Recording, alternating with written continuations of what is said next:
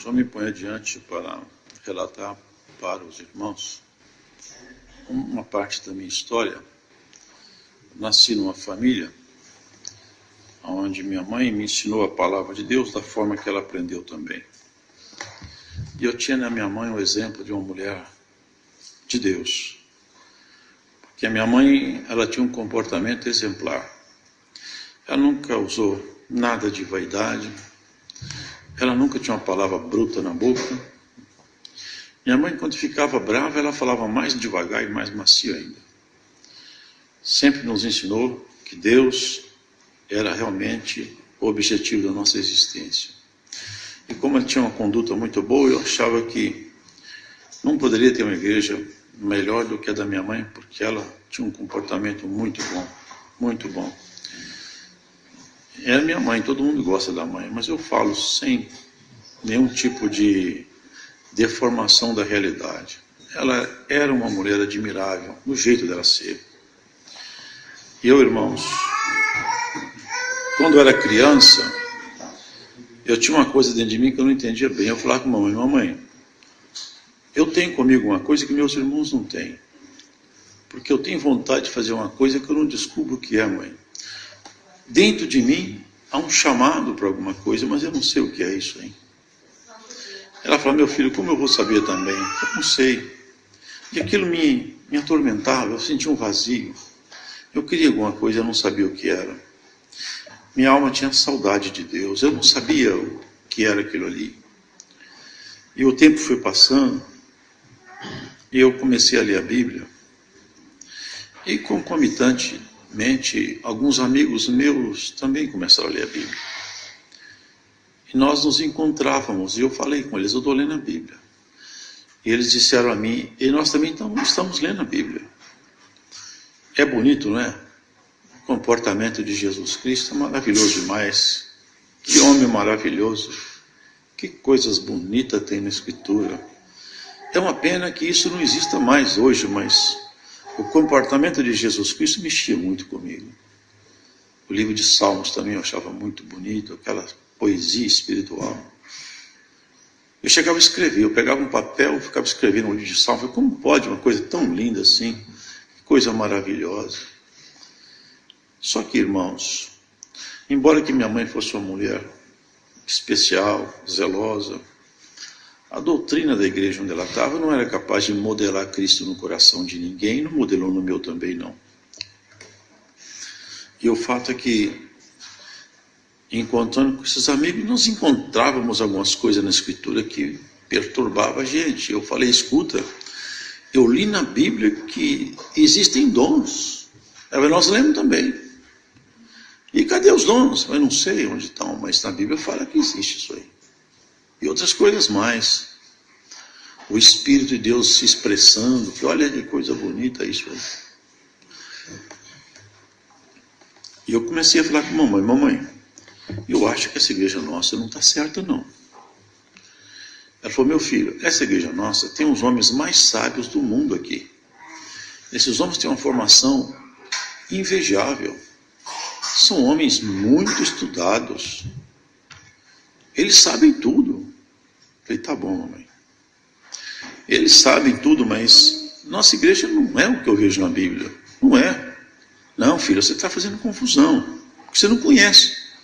Eu falei: tá bom. E o tempo passou, meus amigos encontravam com eles ainda. E eu perguntava: vocês estão lendo a Bíblia ainda? Eu falei: nós estamos lendo ainda, lendo a Bíblia. Só tem um jeito para nós montar uma igreja para nós, porque essas igrejas que estão aí não tem o que está na Bíblia não. Irmãos, eu continuei lendo a Bíblia, eles também. E eu falei com a minha mãe: olha, eu vou largar essa igreja nossa aí, não vou ficar nela mais não. Mas, meu filho, se você largar essa igreja, você vai direto para o inferno. Porque a nossa igreja é a igreja certa. É a igreja milenar. Você não pode largar essa igreja. Nós vamos fazer o seguinte: eu vou pôr você para conversar com um homem que conhece Deus como ninguém. É o homem mais sábio que nós conhecemos. Ele vai conversar com você. Falei: pode marcar reunião com ele.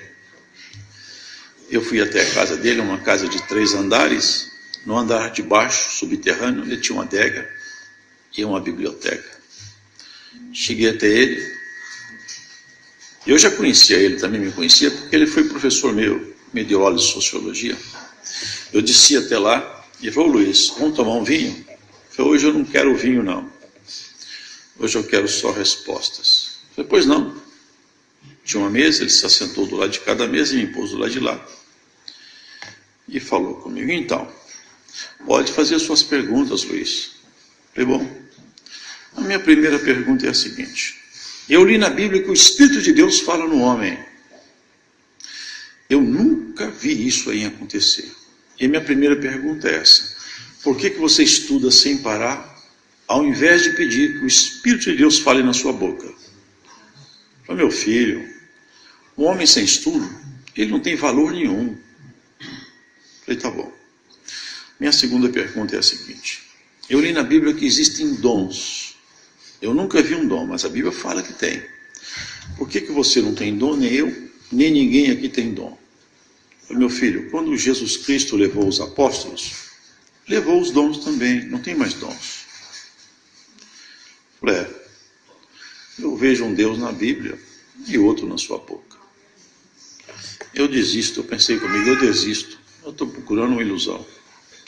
Mas eu procurei outro representante ainda, que havia feito uma pós-graduação aqui em Roma. Eu procurei ele, fui até ele na universidade, já conheci, ele também tinha sido professor meu. Sentei-me com ele na cadeira, perguntei para ele, eu falei com ele: por favor, eu quero conhecer Deus, me apresenta a Deus, eu quero chegar perto de Deus. Irmãos, os ensinamentos que ele me deu me esvaziaram as esperanças toda. Falei: eu estou perdido. Esse homem que sabe tanto. Eu desisti. Falei: eu fui numa certa igreja evangélica, falaram meu nome lá na frente, fui muito bem tratado. Falei: também não é isso que eu estou procurando, não. Eu desisti. Falei: eu não vou mais procurar nas igrejas, o que eu encontrei na Bíblia, nas igrejas não tem. Eu desisto. E meu pai era um homem muito bom, mas ele não era religioso como minha mãe, não. Ele era meio largado com as coisas de Deus. Ele brincava comigo: meu filho, sua mãe fala que Deus fez o mundo, que Deus existe, ela fala a verdade. Deus existe mesmo. E ele que fez o mundo mesmo. Mas eu vou te falar uma coisa, ele fez o mundo e foi embora e nunca mais voltou aqui. Isso aqui está uma coisa ruim para mim.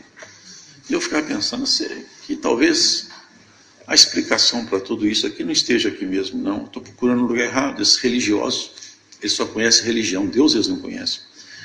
Eu vou procurar Deus, talvez em outras civilizações. Eu imaginava que talvez seres de outros planetas, civilização alienígenas, tivessem uma condição de conhecimento mais avançado e tivessem eles, então, uma resposta para tudo. Eu me dediquei, então, a um estudo, me filiei a uma certa ordem, e daí para frente eu comecei uma busca interminável. Me filiei a uma ordem de pesquisa metafísica, e eu experimentei coisas que são coisas que existem, são terríveis demais, mas eu achava que era poder mental. Nunca imaginei que fosse coisa do inimigo.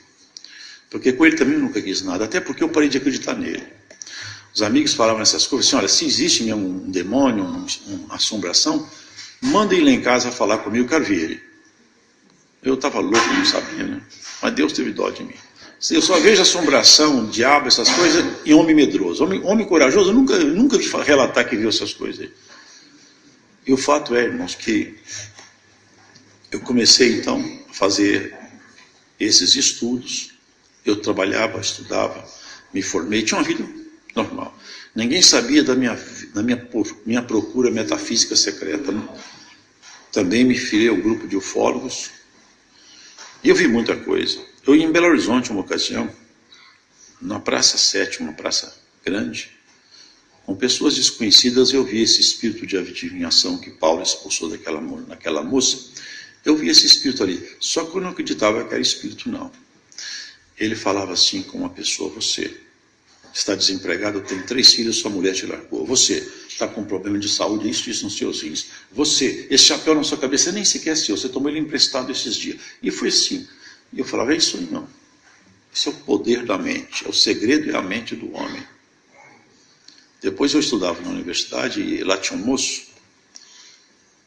Eu nem lembro se ele estudava lá, aliás. Estudava não. Mas você precisa de conhecer fulano de tal. Flávio. Ele procura as coisas que você procura também. Eu falei, me apresenta a ele. Eu queria, porque eu tinha visto muitas coisas, mas eu queria ver a telepatia. Alguém que conseguisse ler o pensamento do outro. Eu falei com ele, Flávio, você lê minha mente? Ele ficou me olhando. Eu não consigo ler sua mente. Mas se você externar, seja o que for, eu falo. Ah, muito bem. Se eu escrever num papel meu pensamento, você fala? Eu falei, falo. Então tá bom. Pegou uma caneta, pegou um papel. Ele ficou me olhando, eu falei, não senhor. Você não vai olhar o movimento de minha mão. Vira de costas. Ele virou. Eu falei, vai lá para o fundo do corredor da universidade. Ele foi lá para o fundo. E eu escrevi, eu falei, agora, Flávio, você vai passar a maior vergonha da sua vida, porque também eu sou esperto. Conheço isso aí. Que não tem ninguém para te falar, passar cola, nem se vai ver o movimento da minha mão. Eu escrevi assim, a vida não é somente matéria, mas também espírito. Quando eu fui escrever espírito, eu errei, risquei, escrevi por cima espírito. Peguei o papel e fiz assim. Tinha uma janela de madeira do meu lado, eu coloquei. Falei, aí Flávio, fala o que eu escrevi. Ele abaixou a cabeça, se pôs a mão na cabeça, abaixou. O Luiz escreveu assim, a vida não é somente matéria, mas também espírito. Você errou, mas está escrito espírito por cima. Foi terrível isso aí. Aí eu me entreguei nessa ordem metafísica. Eu não posso contar aqui as experiências que eu tive, nem convém que eu conte. Mas eu vi muita coisa. Eu vi objetos mexer sozinho, a telecinese, que eles chamam, sem ninguém pôr a mão. E eu tirei tema porque, às vezes, com um campo magnético, você mexe com metal. Nós tínhamos colocado um objeto inerte a magnetismo, isopor. Esse moço fechava os olhos e ele saía mexendo com isopor. Eu falei, aqui não tem campo magnético, esse aqui é o poder da mente. Vi muita coisa, irmãos. Só que eu voltava na Bíblia porque meu vazio não acabava. Eu participei de sessão mediúnica, estudei o livro, estudei o kardecismo. Eu comecei a estudar tudo. Eu falei, o vazio não acaba. Eu falei, mamãe, não sai do meu coração isso. O que será que eu tenho? Por que meus irmãos não são assim? Eu tenho uma vontade de fazer uma coisa, mas eu não sei o que é. Eu também não sei, filho. E mergulhado nesse mundo metafísico, com experiências em outras áreas. Uma ocasião eu escutei pela primeira vez a voz de Deus. Eu nunca tinha escutado a voz de Deus. Eu estava dormindo, exercitando essas coisas todas. E eu chegava a falar coisas, acho que Eliette nunca me viu contar isso. Eu tinha uma namorada naquele tempo, que eu não gostava dela. Essa namorada era boliviana. Ela tinha chegado da Bolívia. E eu falei para ela, você encontrou com uma pessoa assim, assim, assim, você fez isso, isso. Ela começou a ficar assustada, estou com medo de você. Estou ficando com muito medo de você. E eu pensava que a minha mente tinha aberto, eu tinha exercitado mesmo o poder da mente. Mas eu falo para vocês que era Satanás que me enganava, eu não sabia. E durante esse tempo aí, a voz de Deus falou comigo assim, tu és zambujeira. Zambujeira.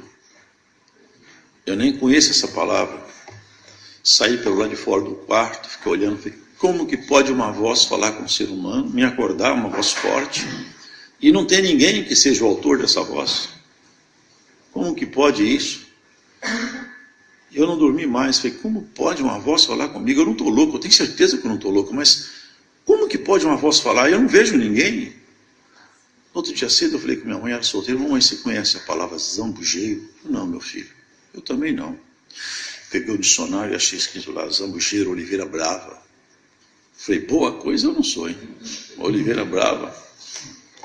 Depois, quando o senhor me chamou lá na frente, eu abri a Bíblia e caí assim, e você, que no passado era zambujeira, eu te enxertei na verdadeira videira, agora você não fica soberbo não, senão quebra você também, hein? Você dá fruto agora próprio dessa oliveira que eu te enxertei nela. Eu entendi, a zambujeira eram essas doutrinas caídas, nas quais eu debrucei meu conhecimento, e a verdadeira é Cristo, e a seiva dele é o Espírito Santo. Eu continuei minha busca, irmãos, porque eu também não sabia onde procurar a resposta. Encontrava com esses amigos. Um é o diácono mais antigo de Viçosa, outro, hoje. Outro companheiro meu, o senhor chamou. Aqueles ali o senhor chamou todos. Eu continuei essa busca aí. Depois de uma noite me aconteceu uma coisa muito terrível que me marcou profundamente. Eu estava dormindo. De repente sumiu o teto do meu quarto e eu vi o céu, só que era de noite. Mas quando eu tive a visão, não era noite, era dia. A abóbada celeste estava azul. E no meio do céu se formava uma bola muito azul, de um azul muito intenso. E era um barulho muito forte, as pessoas caíam com essa bola que se abria, como se o céu fosse aberto por dentro, lá de cima. Alguém abrisse, ele começou a abrir. E eu percebi uma coisa terrível. Eu falei, Jesus Cristo vai descer aí. E se ele descer, eu vou direto para o inferno. Isso ninguém falou comigo. Essa consciência plena tomou meu ser. E eu gritei bem alto, meu Deus, é o juízo final. Mas eu não estou preparado. Eu tremia, um pânico tomou minha alma, um medo sem limite, que eu percebi que eu ia ser condenado. Eu falei, não há justificativa para mim. Eu não tenho justificativa, eu vou ser condenado agora. E eu falava, eu não quero ver Jesus Cristo agora, eu não quero. Eu não posso ver ele agora. A cena parou, e eu estava com meu coração disparado, eu queria sumir dali. Mas uma força muito grande fazia as coisas acontecer e tudo começou outra vez. Tudo igualzinho. E eu ficava com medo. Dessa vez ele vai aparecer. Mas ele não apareceu. E uma terceira vez mais, irmãos, eu fiquei em pânico. Suava muito, muito assustado, o coração disparado. Eu falei, o que eu vou falar com as pessoas? Como que eu vou procurar um lugar que faça o homem preparar para o juízo final? Onde que eu vou procurar isso? Os teólogos que sabem tudo não me falaram nada. Eu estou perdido, eu não sei onde eu vou procurar isso aí. Eu começava a ler a Bíblia outra vez. Até que um dia eu morava em Ouro Preto, trabalhava na universidade lá, depois eu fui convidado para a Universidade de Viçosa, onde eu me aposentei. Mas nessa ocasião eu estava em Ouro Preto. Eu ia aos finais de semana em Viçosa, da onde eu sou, para visitar meus pais. Eu estava lá, um amigo meu falou, rapaz, tem uma igreja aí que tem as coisas que a gente falava. E ele falou assim, até demônio se entrar lá, eles expulsam, viu? Ah, é? Tá bom. Depois o outro falou comigo mais detalhe. Ele me leva lá, deixa eu lá ver. Fui lá, barbudo, eu usava barba. E cheguei lá, era de dia, de óculos escuros, estava sol. E tinha batismo, eu nem sabia o que era batismo. Entrei, subi a rampa, uma escada, na verdade não era igreja, era uma saleta assim. Fui um amigo meu comigo, que havia falado que existia essa gente. Nós entramos, essa pessoa que estava lá, depois se tornou grande amigo nosso, orou no meu casamento. Eu já levou, chamava-se Pedro Tondi. Ele estava atendendo um batismo. Eu era praticante de arte marcial e fui professor de karatê. E eu aprendi que o homem não pode chorar. E eu hoje resisto para não chorar. Hoje várias vezes eu quis chorar e segurei. Sou chorão, mas choro escondido. Mas eu choro. Mas naquele tempo eu não chorava não. E eu quando olhei para o meu amigo ele estava chorando. E eu fiquei muito bravo. Falei, que vergonha. Chorando igual uma mulherzinha que perde todo mundo. Eu fiquei muito bravo. Eu fiquei sem lugar. Falei, puxa vida, perde mim ainda, que vexame. E ele começou a chorar. Depois ele falou assim, eu vou batizar. Pá, bom, agora é só o que faltava. Você está chorando, ele vai batizar. Ainda eu pensando comigo, você nem conhece essa doutrina, que gente é essa? Que povo é esse? Não é assim, a gente não batiza assim não. Você vai batizar na doutrina que você não conhece. Eu pensando, eu fiz assim nele para segurar. Eu falei, rapaz, você tem que aprender que não é assim. Quando eu ia segurar ele, me caiu um temor do céu. Não foi Deus que fez isso aí, porque eu não tinha esse temor. Me veio esse pensamento. Deus forjou esse pensamento em mim. Se essa obra for de Deus, eu não ponho minha mão. Mas se for, eu tiro o meu amigo e tenho que ele é bobinho demais. Ele batizou mesmo. Eu estava com ele por aqui na garganta, quando chegou lá fora, eu contei a prosa que eu queria para ele. Chorando e na batida, eu falei com ele que eu quis. Falei, calma, calma. Está tudo muito bem. Agora só tem uma coisa. Quando eu subi essas escadas, eu olhei para o céu e falei, meu Deus, eu cansei das bandejas que o mundo oferece, eu cansei. Como eu desejava ter a bandeja de Deus perante mim para eu comer uma comida celestial. Esse homem parou, olhou para nós. Você viu? Eu falei, vi. Deus falou, você entrou aqui e falou que você cansou da bandeja do mundo, não foi? Pois eu te mostro a minha bandeja, a minha palavra. Aqui é meu espírito que fala com você e eu não quero nada assim, eu só quero o seu coração. Eu chorei. Deus falou tudo que estava no meu coração, que eu conversei. Aquele homem falou tudo. Você tem que confessar porque ele falou que você ouviu também. E tudo bem, eu ouvi. Mas eu acreditar que era Deus, infelizmente eu não acreditava. Falei, tá bom, deixa para lá então, não vamos discutir não. Falei, deixa ele aí, vai ficar nessa igreja então, pronto. Fui embora. Um dia eu voltei lá em Viçosa e encontrei com ele, eu sempre encontrava com ele. E aí, já está naquela igreja ainda? Falei, estou, e nunca mais vou sair de lá. Falei, o que te dá essa segurança de achar que você nunca mais vai sair de lá? Da onde você tirou essa certeza aí? Sabe de onde eu tirei? Eu falei, não, eu estou interessado em saber. Eu estava ajoelhado no último banco, com as mãos assim, nas costas assim. E um dedo tocou a palma da minha mão. Eu olhei para trás, não tinha ninguém atrás de mim. Eu achei estranho. Como pode? E na hora da palavra, aquele homem que fala lá, ele não sabia falar ancião, aquele homem que fala lá falou assim, você, aonde você estiver, você vai ter que confessar que meu dedo te tocou dentro dessa igreja. Eu falei, foi exatamente assim que aconteceu, ou você está enfeitando? Eu falei, não, foi exatamente assim. Eu falei, do jeito que você relatou, aconteceu? Eu falei, do jeito que eu relatei, aconteceu. Eu sou testemunho que esse dedo me tocou também as costas na costela numa ocasião. Eu falei, então, se eu vou lá então com você mais uma vez. Eu entrei. Esses dias até conheci o filho caçula dela, porque eu conheci como criança, agora é um homem de 2 metros de altura, não o reconheceria mais. Tive com ele agora no Água Rasa. Filho dessa irmã. Levantou uma irmã, pobrezinha. Hoje Deus abençoou a família dela, ela está bem de vida, mas não era não. Um chinelinho surrado, uma roupinha toda, mas bem pobrezinha mesmo, limpinha, mas tudo pobrezinha. Ela levantou aqui na frente, irmãos. Porque antes disso aí, eu entrei na igreja, sentei-me lá e estava meu companheiro, que hoje é ancião também lá. Nós estávamos visitando. Eu saí para o lado de fora da porta assim, e ele também saiu. Nós falamos assim, não sei o que está acontecendo no meio dessa igreja aqui, rapaz. Eu entro aqui, me dá uma vontade de rir, uma alegria tão grande, e esse povo vai pensar que nós estamos rindo dele. Mas eu não sei que alegria é essa que me toma, eu também não sei. Essa alegria também me toma aqui dentro. Então, irmãos, nessa ocasião que a irmã começou a testemunhar, ela contou essa obra. Ela estava com câncer. O câncer tomou conta de todo o seu corpo. Os médicos fizeram uma abertura no abdômen dela para tentar fazer alguma coisa, costuraram, falaram com ele, olha, não dá para pôr a mão aí. O câncer tomou conta de tal maneira do corpo dela que ela virou, é uma metástase só. Infelizmente, eu nem vou tentar mexer nela. Você se conforme com sua sorte, você é um homem viúvo. É só você passar aqui, eu te dou atestado de óbito, não precisa nem trazer ela aqui mais. Não tem o que fazer. Você é um homem pobre, leva ela para casa, aqui não tem o que fazer com ela. Ela contava lá. Ela falou para ele assim, meu bem, eu estou desenganada. Me leva na igreja pela última vez, eu quero ouvir a voz de Deus. E o irmão, quando chegou, ele pediu para os últimos irmãos do banco saírem, porque, infelizmente, o cheiro dela não era insuportável. Sai daí, deixa, eu quero minha esposa entrar com ela na hora da palavra só.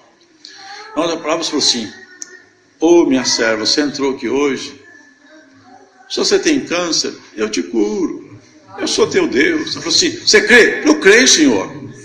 E aquele dia ela foi curada na palavra e nunca mais o câncer voltou. Tem mais de 40 anos, até hoje nunca mais voltou. Ela contou isso daí e sentou-se no banco. E quando ela sentou-se no banco, o senhor tomou ele em línguas. E eu falei com o moço do meu lado, escuta, quem ensinou essa mulher a falar hebraico? Essa mulher não sabe falar nem português. Isso é dom de Deus. Eu falei, dom de Deus? É. E na hora de orar, eu fiquei vendo isso e falei assim, aleluia. Eu falei, por que você fica fazendo isso aí? É a presença de Deus, é a virtude do Espírito Santo. É a virtude do Espírito Santo. Você tem certeza que é o Espírito Santo que está nessa igreja? Eu tenho certeza. Porque se for mesmo, adiantou nada eu encontrar, porque o Espírito Santo não vai chegar perto de mim. Mas eu fui com aquela testemunho daquela mulher no coração. Ela voltou em Viçosa uns tempos atrás. Agora eu conheci esse menino dela, que era menininho quando ele foi embora. Agora está um homão. Encontrei lá na Água Rasa. E eu fiquei pensando naquela irmã. Falei, puxa, se fosse uma moça bonita, bem perfumada, honestamente eu não ia acreditar nisso. Mas aquela mulher sofrida, machucada pela vida, ela não foi fazer teatro não, ela contou a verdade. Eu voltei para Ouro Preto e meu pai ficou doente. Me ligaram e falaram, seu pai não está bem. Eu corri para Viçosa, no hospital. Meu pai agravou-se muito a enfermidade sobre ele. Até que o médico da nossa família falou, Luiz, acabou, infelizmente seu pai morreu. Ele era amigo da família até hoje, né? Chama sua tia lá, tia Baixar, acabou tudo. Ele não pode ter acabado, foi acabou. Mas não pode ter acabado assim, eu nem despedi ele, mas acabou, não tem mais o que fazer. Eu fechei os olhos e lembrei daquela mulher falando, Deus me curou do câncer. E eu fumava 2 maços de cigarro por dia. Eu estava com um maço de cigarro no bolso. Falei, se Deus fez para aquela mulher lá, aquela mulher falou a verdade. Eu vi no olhar dela aquela mulher de verdade. Se Deus curou ela, pode curar meu pai também. Falei, meu Deus, vou fazer um trato com o senhor aqui hoje. Nunca mais eu fumo. O senhor devolve meu pai para mim e eu nunca mais vou fumar. Peguei uma cigarra, dei para meu irmão caçula, que hoje também não fuma mais, porque o senhor chamou ele aí. Falei, o que foi? Eu parei de fumar agora. Falei, por quê? Razões minhas. E fiquei quieto, parado no hospital. Passado um tempo, não sei quanto, veio o médico balançando a cabeça. Luiz, não estou entendendo mais nada nesse hospital. Falei, o que foi? Seu pai voltou à vida. Ele voltou à vida, eu vou levar ele embora para casa. Levei meu pai para casa e levei a fé dentro do meu coração. Falei, Deus escuta um homem. E nunca mais eu fumo. Eu tinha tanta vontade de fumar que eu saí andando pelas ruas. Saí do apartamento meu europeu, saí andando pelas ruas. Falei, fumar eu não vou, porque eu fiz trato foi com Deus e Deus me escutou. Não fumo mais. Falei, quer saber mais de uma coisa? Eu vou voltar naquela igreja lá. E voltei lá, vi o irmão que pregava, semi-analfabeto. Ele não construiu uma frase em português sem errar pelo menos tudo. Mas o Espírito de Deus falava nele, que eu não achei essa expressão naquele sábio. Falou comigo, ô Zaqueu, você subiu na figueira para me ver passar, porque eu parei de beber, de fumar. Essa noite eu vou cear contigo. Eu não entendi, mas guardei a palavra. E o cooperador da cidade me chamou para ir na casa dele. Ele falou, você vai me visitar hoje? Eu falei, vou visitar. A esposa dele fazia um salgadinho muito bom. Eu vou comer o salgadinho e vou embora, porque esses crentes têm um tal de orar que eu não suporto isso ainda daqui a pouco. Vamos orar, eu vou embora antes. Eu comi o salgadinho, tomei um cafezinho, falei, agora eu vou embora. Quando eu estava saindo, eu alto lá, agora nós vamos orar. Falei, pronto, aí. É isso que eu não queria. Fiquei no quarto, falei, não, vou orar aqui no quarto. E ele ficou assim, e eu fiquei preso lá, em volta da cama dele lá. Falei, puxa vida, agora não tem que sair daqui não. E eu vi isso e falei assim, aleluia! Já não falo isso não. Glória a Deus! E não. Fiquei ouvindo aqui tudo ali, esperando acabar para eu ir embora. Eu vi o diabo fazer muitas coisas, eu vi ele adivinhar, eu vi ele mexer com as coisas. Eu não ia falar muitas coisas, eu vi ele fazer, muitas. Mas eu digo para vocês, eu nunca vi, e ele não tem competência para isso, imitar a virtude do Espírito de Deus no coração de um homem. Ele não tem. Aquela noite, irmãos, eu senti uma coisa tão bonita, tão santa, tão pura. Começou a entrar no meu coração um sentimento. Aquilo que eu falava à minha mãe, mamãe, o que é que eu tenho que fazer? Aquele dia eu tive minha resposta. Você tem que encontrar com o seu Criador. Eu comecei a sentir uma coisa tão boa, que eu falei, aleluia. E quando eu falava aleluia, aumentava no meu coração. Eu queria que eles falassem mais depressa, para eu falar mais, porque quando eu falava eu sentia. Eu falei, glória a Deus, glória a Deus, aquilo entrava no meu coração, aquela virtude. Estão demorando muito. Eu falo, glória a Deus, aleluia. Irmãos, foi uma virtude tão grande que barbudo, estrangeiro no meio daqueles irmãos, o Senhor me ensinou com evidência de nova língua. Eu comecei a falar em língua, eles levantaram da oração, o Senhor falou assim, abre a tua boca e dá glória ao meu nome, porque eu já recebo toda a glória que foi dada nesse lugar. Eu levantei, agora nós precisamos de orar para Deus controlar ele e perder o controle. Eu falei, se ninguém me fecha a minha boca, eu não vou falar até morrer agora. Porque eu estou sentindo que eu nunca senti antes, não. Eu procurei a vida inteira isso aí. Eu fui para casa e eu falei mesmo, falei em língua, fiquei até rouco. No outro dia eu peguei 2 companheiros que estavam visitando a igreja, e agora eu virei crente. Você não virou, não. Eu virei, não acredito. Mas estou te falando que eu virei. Você não virou. Eu virei crente, eu sou crente agora. Não acredito. Você pode acreditar que eu sou. Mas por que você é crente? Fala para mim, eu vou te falar então. Ontem eu estava orando na casa do irmão Jeremias, veio uma virtude do céu, entrou no meu coração, e ela veio calma, serena, e foi aumentando. E quando eu comecei a falar, você me tomou em língua, você selou os 2 em língua dentro do carro. Eles falaram comigo, esse moço não fica 3 meses na igreja. 3 meses eu não fiquei, mas 35 anos já se passaram. E com a graça de Deus eu nunca mais vou sair do meio desse povo aqui. Eu sou de Viçosa, mas resido em Belo Horizonte atualmente, onde o Senhor tem me mandado desde o ano passado, de onde eu trago e levo saudação de vocês com a santa paz de Deus. Amém.